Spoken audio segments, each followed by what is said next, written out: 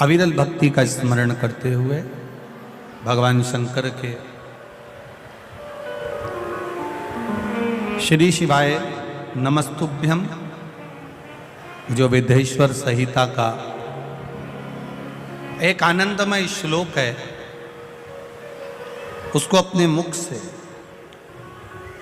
स्मरण करते हुए आप सभी को ज्ञात होगा कि इस शब्द को बोलकर अपने हृदय की बात, अपने दिल की बात देवादिदेव महादेव से अपने को कहना है, जिससे बाबा देवादिदेव महादेव कृपा करें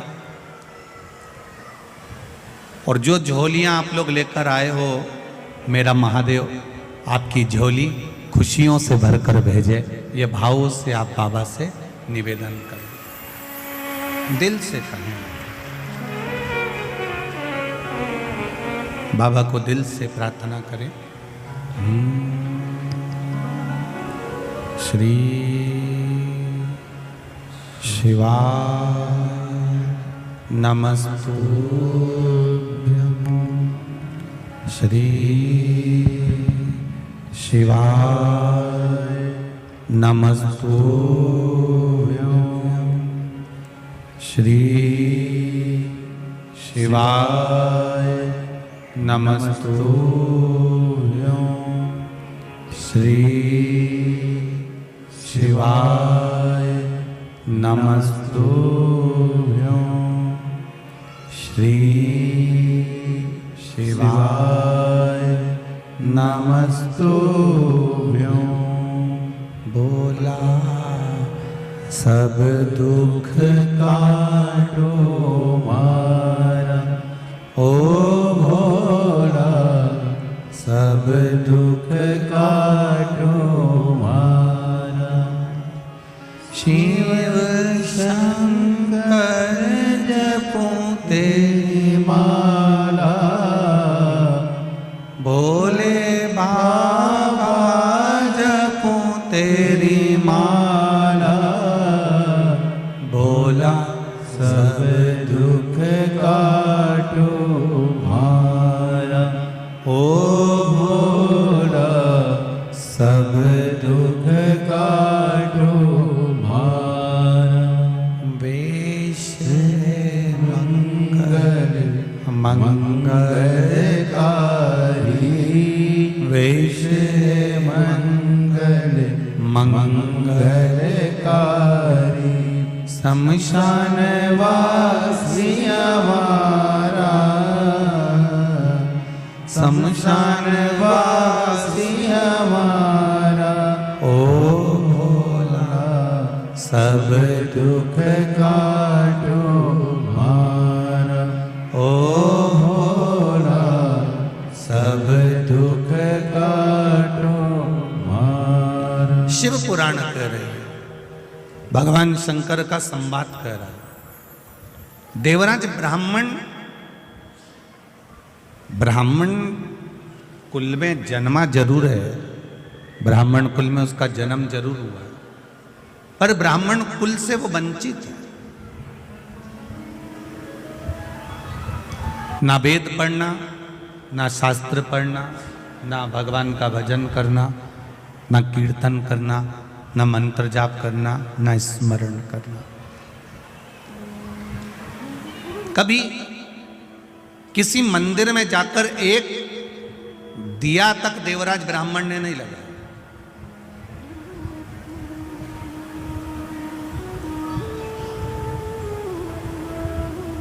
फिर भी चोरी का धन लेकर आ रहा था, चोरी का सामान लेकर आ रहा था, और वो चोरी के धन को ले जाकर मंदिर में लेकर छुपाकर बैठ गया, जहां एक ब्राह्मण देव शिव महापुराण की कथा का वाचन कर रहे थे। एक ब्राह्मण जहां शंकर भगवान की कथा का वाचन कर रहा है, वहां बैठ गए।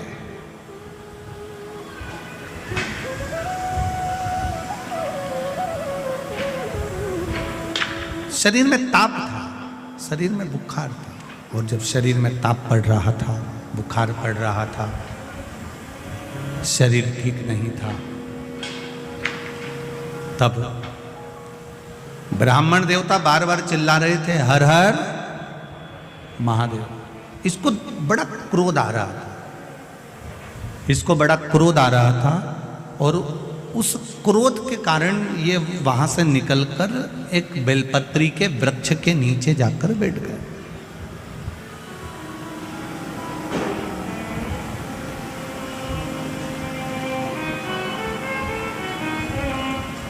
एक बेलपत्री के वृक्ष के नीचे जाकर जैसे ही बैठा,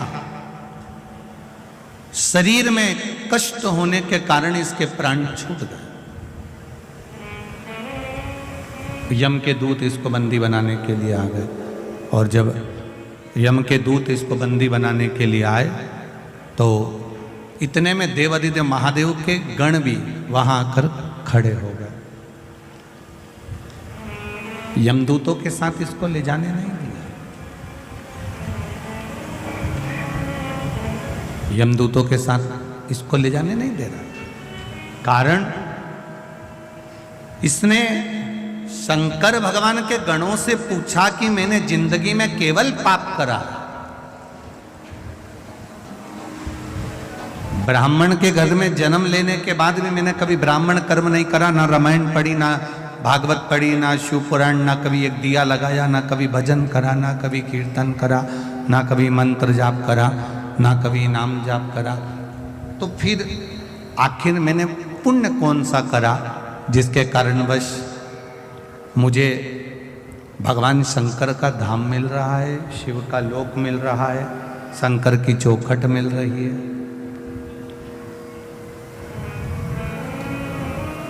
आखिर मैंने करा क्या है? शिव गणों ने कहा तुमने कुछ नहीं करा, तुम्हारी माता ने एक लोटा जल जो देवादिदेव महादेव को चढ़ाया था, बस उसी जल का पुण्य तुम्हें प्राप्त हुआ। एक बात आपको पहले भी कही, आज फिर कहते हैं, सारे पुराण शास्त्रों में ये लिखा हुआ है कि इसको सुनने से 7 पीढ़ी तर जाती है, ऐसा करने से 7 पीढ़ी तर जाती है।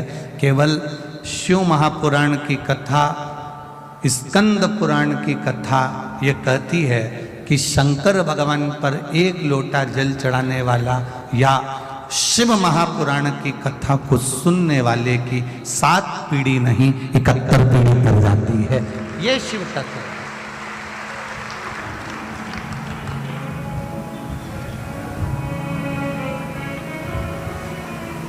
और कितना एक कथा सुनने के लिए बहुत घनी आबादी में आप लोग बैठकर कथा नहीं सुन रहे हो। कथा सुनने के लिए आप देखा जाए तो जो शंकर जी का मंदिर एकांत में है कोटेश्वर, एकदम अलग जंगल में आनंद के साथ मेरे महादेव विराजमान है। ऐसे देवादिदेव महादेव की एकांत में आपको पहले भी कथा में कहा, जहां बाबा आराम से बैठे हों और वहां ये शिव महापुराण की कथा सुनने को मिल रही है, तो अपने दिल की बात भी कहकर जाना, तो दिल से दे भी देगा। दिल से कहो, तेरे ही भरोसे बाबा, तेरे ही भरोसे हवा बिच उड़ती जावागे, बाबा डोर हटो छड़ीला मैं कटली जावा। आप दिल से कहो।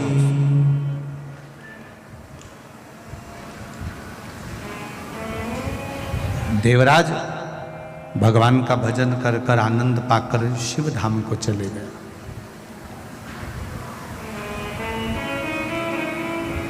शिव जी पर चढ़ाने वाली वस्तु, शिव जी को समर्पित करने वाली वस्तु, शंकर भगवान को देने वाली वस्तु अपनी खुद की हो। पहले के लोग क्या करते थे? मंदिर जाते थे, मंदिर का ही जल भरकर शिव जी को चढ़ा देते थे। अब आप लोग मंदिर का जल लेते हो क्या? बोलो बोलो, जम के बोलो जरा। नहीं लेते। कहां से लेकर जाते हो? अपने अपने घर से लेकर। कारण क्या है? वास्तु दोष होता है तो घर में होता है, पितृ दोष होता है तो घर में होता है, काल सर्प दोष होता है तो घर में होता है।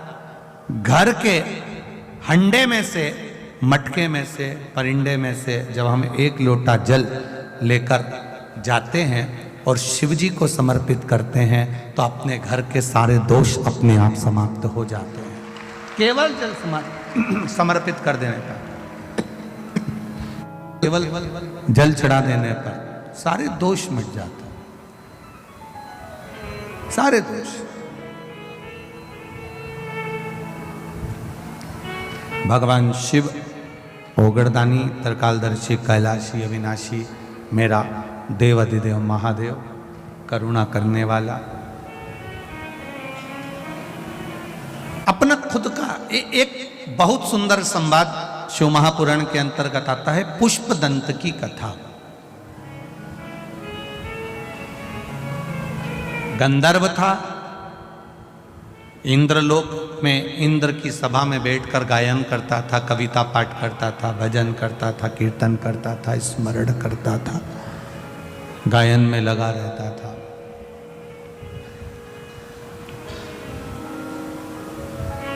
एक बार उसके मन में आया कि पृथ्वी पर मैं जरा भ्रमण कर कर आता हूँ, पृथ्वी घूम कर आता हूँ, और पृथ्वी पर भ्रमण करने के लिए वो गया।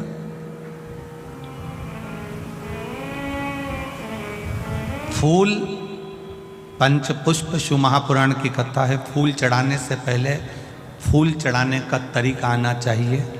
फूल चढ़ाने से पहले कौन से पुष्प आप देने जा रहे हो, वो फूल कहाँ से लेकर आए हो, उसका तरीका आना चाहिए। भले आपके पास में पुष्प नहीं है, आपने मंदिर कई पुष्प चढ़ाया, तो उसका भी तरीका आना चाहिए।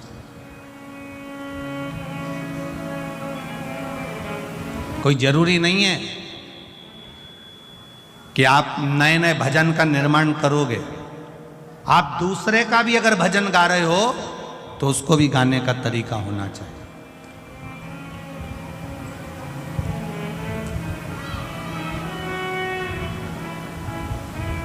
पुष्पदंत गंधर्व है, और गंधर्व के साथ में उसको वर प्राप्त है कि ये दिखेगा नहीं, ये दिखेगा नहीं, और ये कुछ भी कार्य करेगा तो लोगों को दिखेगा नहीं, इसकी वाणी नहीं दिखे सुनाई नहीं देगी, इसके शब्द नहीं सुनाई देंगे, ये सामने दिखेगा नहीं। ये पुष्पदंत गंधर्व की कथा है। पुष्पदंत गंधर्व पृथ्वी पर भ्रमण करने के लिए आया, और जब पृथ्वी पर भ्रमण करने के लिए पुष्पदंत गंधर्व आता है, पुष्पदंत गंधर्व जब पृथ्वी पर भ्रमण कर रहा होता है, भ्रमण करते करते इसकी एक आदत थी भगवान शिव की भक्ति करना, भगवान शंकर का भजन करना, भगवान शंकर का स्मरण करना, शिव जी की आराधना करना, शिवलिंग की पूजन करना। अब पुष्पदंत गंधर्व ने विचार करा कि मैं पृथ्वी पर आ गया हूं, क्यों ना यहां शंकर के शिवलिंग का निर्माण करूं और उसका पूजन करूं। एक पार्थिव शिवलिंग का निर्माण पुष्पदंत गंधर्व करने लगा।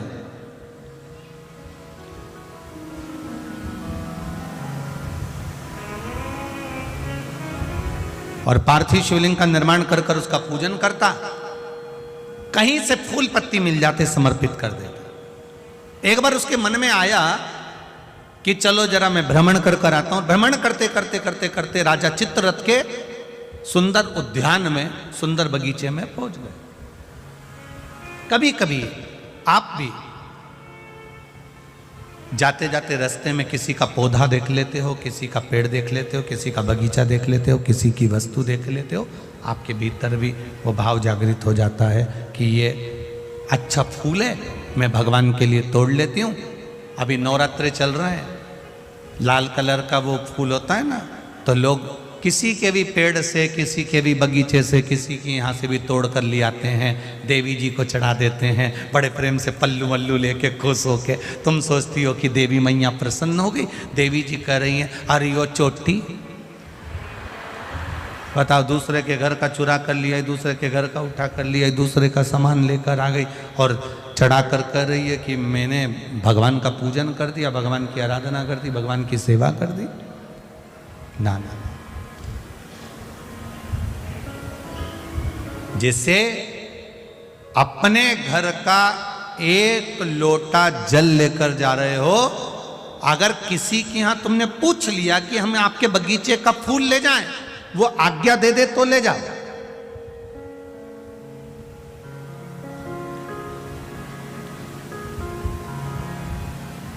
वो आज्ञा दे, लेकर जाओ।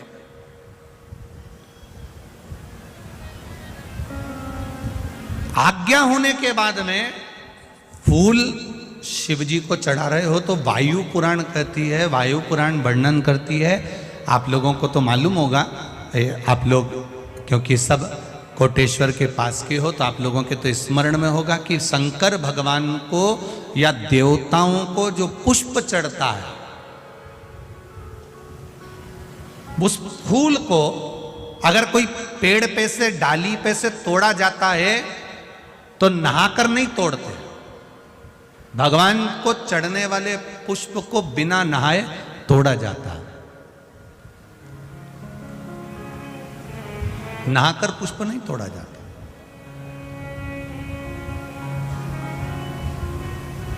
कितने लोग हैं जो बगीचे से फूल तोड़ते होंगे तो नहा के तोड़ लेते होंगे, और कितने लोग हैं जो बगीचे से पुष्प तोड़ते हैं तो सुबह सुबह उठे, मंजन आदि करा, हाथ पैर धोया, बगीचे में गए, डाली पे से फूल तोड़े और भगवान को समर्पित करे। वायु पुराण, वायु पुराण का शब्द कह रहा है भगवान को समर्पित होने वाले पुष्प जब आप तोड़ते हैं, लेकर आते हैं,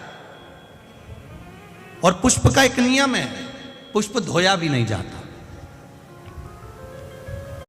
पुष्प को पानी में धोते नहीं, जैसा डाली से मिला है बस उसको लिया, रख दिया।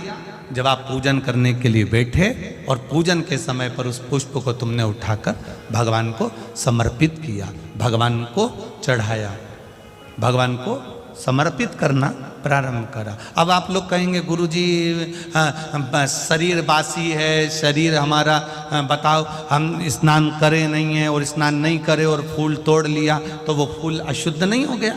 वो फूल शुद्ध ही नहीं हुआ। वायु पुराण कह रही है, वायु पुराण वर्णन कर रही है, भगवान को चढ़ने वाला पुष्प जब हम डाली पे से उतार कर लेकर आते हैं और लाकर हम भगवान के पास में कहीं स्थान पर रख देते हैं, और स्नान करने के बाद जब हम शंकर भगवान को याद, कोई भी, राम जी को, कृष्ण जी को, ठाकुर जी को, देवी जी को वो पुष्प जब समर्पित करते हैं तो उससे ना जाने कितने कितने दोष हमारे जीवन के समाप्त हो जाते हैं। ये वायु पुराण वर्णन कर रहे हैं। ना जाने कितने कितने दोष हमारे समाप्त हो जाते हैं। ये वायु पुराण कर रहे हैं, ये वायु पुराण कर। अब पुष्पनंत गए, देखते देखते चित्ररथ राजा के बगीचे में प्रवेश कर रहे हैं। अब चित्ररथ राजा के बगीचे में प्रवेश कर, बड़ा सुंदर बगीचा था, बड़ा सुंदर, देखकर मन में उमंगता आ गई कि मुझे इसमें से पुष्प तोड़ना। राजा चित्ररथ के बगीचे में प्रवेश कर गए, बिना पूछे, बिना जाने, बिना बात करे, बस बगीचे में गए और फूल तोड़कर, पत्तियां तोड़कर लेकर आ गए और लाकर उन्होंने भगवान शंकर को समर्पित करना प्रारंभ किया।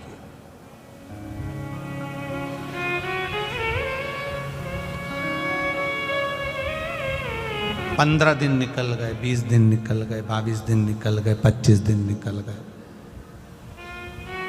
एक बार राजा चित्ररथ भगवान का पूजन करने के लिए बैठे और भगवान का पूजन करते करते राजा चित्ररथ ने कहा चलो बगीचे से फूल लेकर आओ, जाओ जरा। अब माली गए, जो सेवक थे वो बगीचे पहुंचे और बगीचे से पुष्प लेकर आने लगे। बगीचे से जब पुष्प लेकर आए तो बगीचे में जाकर क्या देखते हैं कि वहां तो एक भी पुष्प नहीं है, सारे पुष्प टूट चुके, कोई ले जा चुका। कोई बात नहीं, टूट कर नीचे गिर गए होंगे। दूसरा दिन हुआ, तीसरा दिन हुआ, चौथा दिन हुआ, पांचवा दिन हुआ, रोज बगीचे से फूल गायब हो जाते हैं, रोज बगीचे से फूल समाप्त हो जाते हैं और वो फूल मिल नहीं पाते हैं। बड़ा दुखी होते हैं राजा। आज राजा को क्रोध आ गया, आखिर बगीचे में से फूल चुरा कौन रहा? पता नहीं, हमने बहुत ढूंढा पर मिल नहीं रहा, बहुत प्रयास करा पर मिलता नहीं है।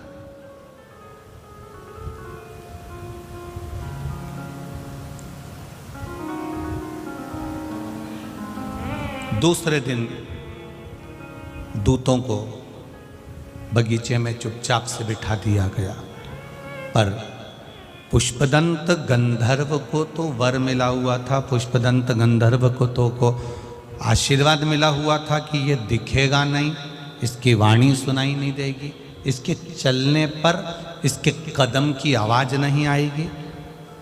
इसको तो वर था। अब ना तो वाणी सुनाई दे रही है, ना कदम चलते हुए दिख रहे हैं, ना ये दिख रहा, और फूल टूट गए, ले गया। राजा को क्रोध आ गया। चित्ररथ राजा ने विचार करा कि मेरे यहां से रोज फूल जा रहे हैं, पकड़ाई में नहीं आ रहा, तो अब करूं क्या? राजा चित्ररथ शिव जी की उपासना करता था, भगवान शंकर का भजन करता था, शिव जी की आराधना में डूबा रहता था। आज उसने विचार करा शंकर जी पे से चढ़ा हुआ निर्माल्य बेलपत्र उठाया जाए और शिव जी पे से चढ़ा हुआ निर्माल्य उठाकर, बेलपत्र उठाकर बगीचे के आसपास में डाल दिया जाए।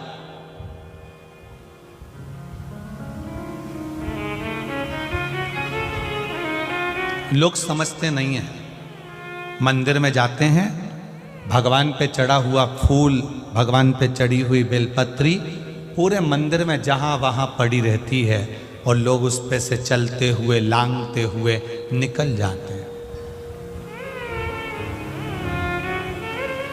पंच पुष्प शिव महापुराण की 2 बातें अपनी जिंदगी में उतार कर रखना। यदि कोई बड़ा रोग अपने जीवन में नहीं चाहते हो, इस मुख को जिंदगी भर शुद्ध चाहते हो और इस मुख में कभी कोई बड़ी बीमारी नहीं चाहते हो, तो 2 बातें अपनी जिंदगी में उतार कर रखना। एक, भगवान के पड़े हुए निर्माल्य पर कभी लांघा ना जा। दूसरा, अपने मुख में पान खाकर, गुटखा खाकर या कोई वस्तु खाकर जो मंदिर के लिए रास्ता जा रहा हो, भगवान की कथा के लिए रास्ता जा रहा हो, भगवान के द्वार पर रास्ता जा रहा हो, वहां अपने मुख से थूका ना जाए। जितने लोग पार कर कर जाते हैं उतना दोष आपको लग जाता है और आपका जीवन नष्ट हो जाता है।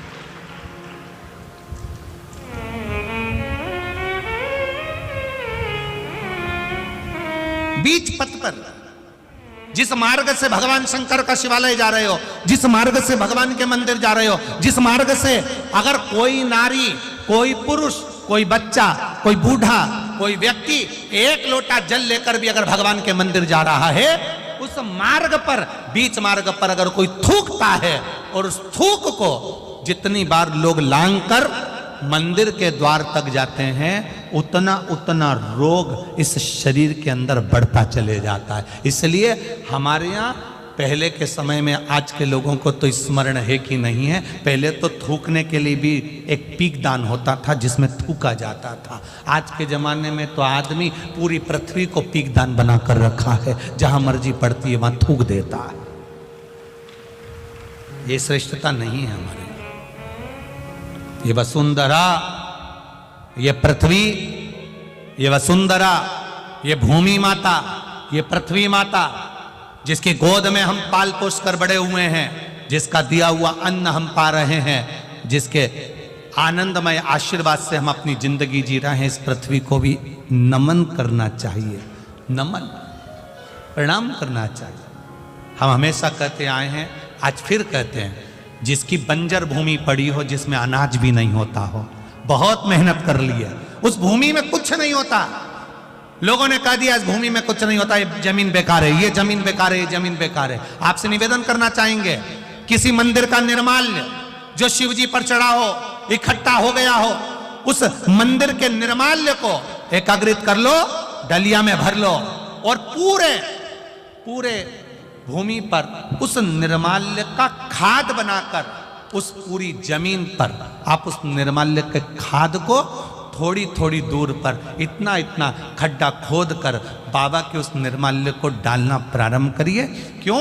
क्योंकि उससे भूमि की उपज देव अधिदेव महादेव की कृपा से अपने आप बढ़ना प्रारंभ हो जाएगी। उसको रखो, डालो,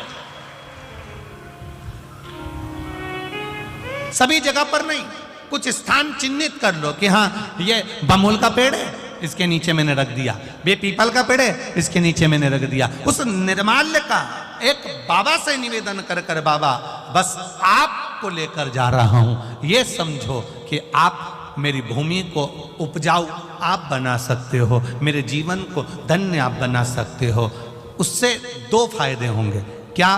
एक, निर्माल्य जो इकट्ठा होता है लोग उसको ले जाकर नदी में डाल देते हैं, नदी में डाल देने से नदी दूषित हो जाती है, नदी में प्रदूषण हो जाता है। तो वो निर्माल्य जब आप जमीन में ले जाकर गाड़ोगे, डालोगे तो नदी भी शुद्ध होगी और भूमि में भी उसकी खाद बनकर उस भूमि पर भी उसका शुद्धता का भाव जागृत होगा। अब करो उससे, आप कहो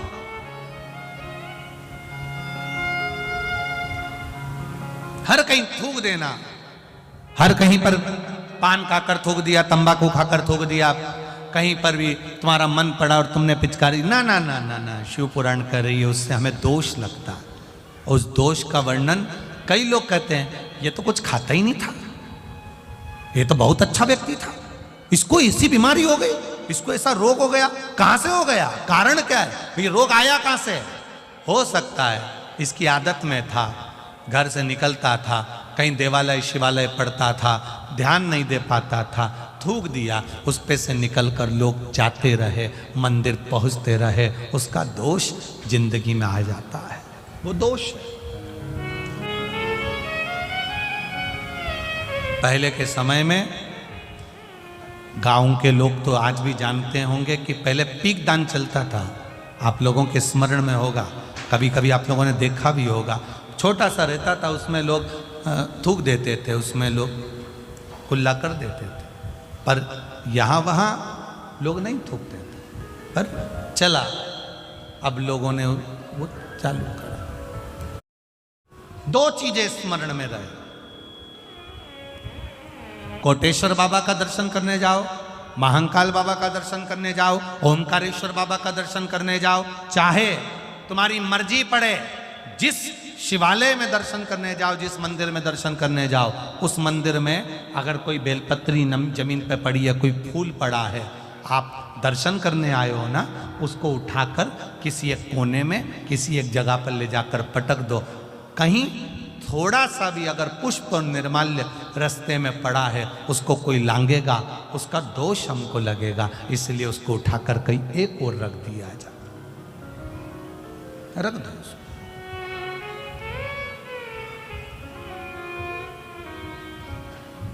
हम तो यहाँ तक कहते हैं, किसी मंदिर में पुजारी जी बैठे हैं, पंडित जी बैठे हैं, कोई आया दर्शन करने के लिए, आप भगवान की बेलपत्र, भगवान का पुष्प उसी को दो जो आपसे मांग रहा। कई बार विद्वज्जन उस फूल को, उस बेलपत्री को उठाकर उसको दे देते हैं जो उसका मोल नहीं समझता, और बाद में उसको ले जाकर कहीं पटक देता है। उसमें उसकी प्रधानता नहीं होती है, उसकी प्रधानता नहीं। ये शिव महापुराण की कथा अगर आज कोटेश्वर में हो रही है, आदरणीय ठाकुर साहब श्री शरद सिंह सिसोदिया जी अगर इसको करा रहे हैं, तो उनका मूल उद्देश्य क्या है? इस शिव कथा में वही पहुंचता है जिसको शंकर भगवान पकड़कर खींचकर बुला लेते हैं। मूलतः है कि इस कथा के माध्यम से जन जन का कल्याण हो, संपूर्ण विश्व का उद्धार हो, संपूर्ण जगत का कल्याण।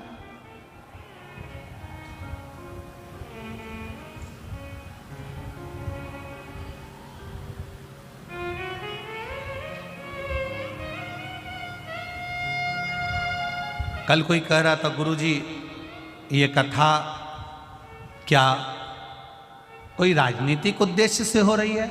हमने उनसे कहा राजनीतिक उद्देश्य से होती अगर ये शिव पुराण की कथा तो कोटेश्वर जैसे जंगल में नहीं होती, कहीं के शहर में होती, जिससे और आनंद की अनुभूति। ये बाबा कोटेश्वर के चरणों में हो रही है।